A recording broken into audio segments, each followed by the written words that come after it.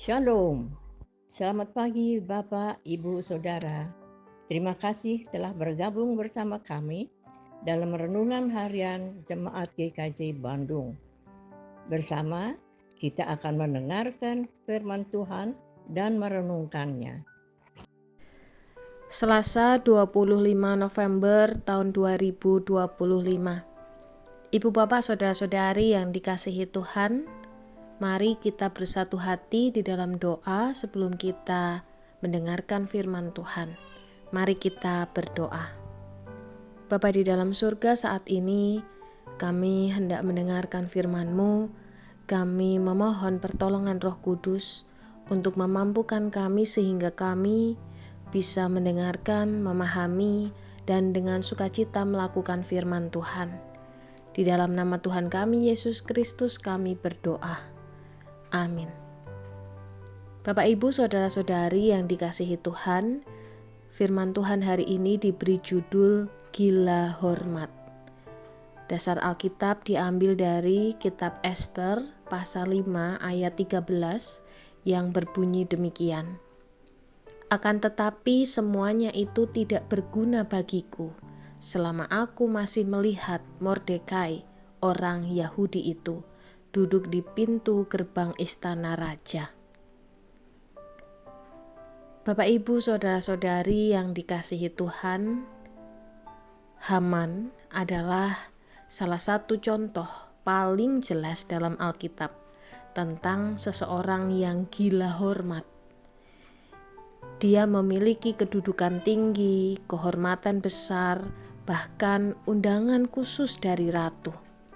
Tetapi semua itu terasa tidak berarti baginya hanya karena satu orang, Mordekai, tidak mau memberi hormat seperti orang lain. Ayat ini menunjukkan betapa berbahayanya hati yang terobsesi dengan pengakuan dan pujian. Haman bukan tidak dihormati, dia justru disanjung banyak orang. Namun satu tindakan kecil yang tidak sesuai keinginannya merusak seluruh sukacitanya. Itulah ciri hati yang haus hormat. Pujian banyak orang tidak pernah cukup, dan ketidakpuasan kecil bisa membakar seluruh hidupnya. Bapak, Ibu, Saudara-saudari yang dikasihi Tuhan, gila hormat membuat seseorang buta.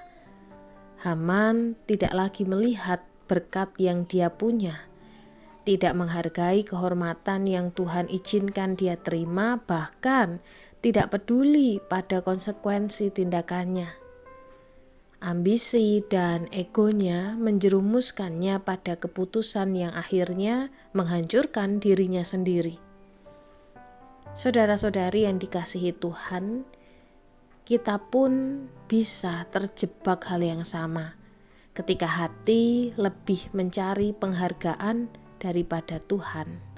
Ketika kita ingin dipuji lebih daripada kita ingin setia, ketika kita lebih tersinggung oleh hal kecil daripada bersyukur atas hal besar, itu adalah tanda bahwa kita sedang berjalan di jalan yang sama seperti Haman, jalan yang salah.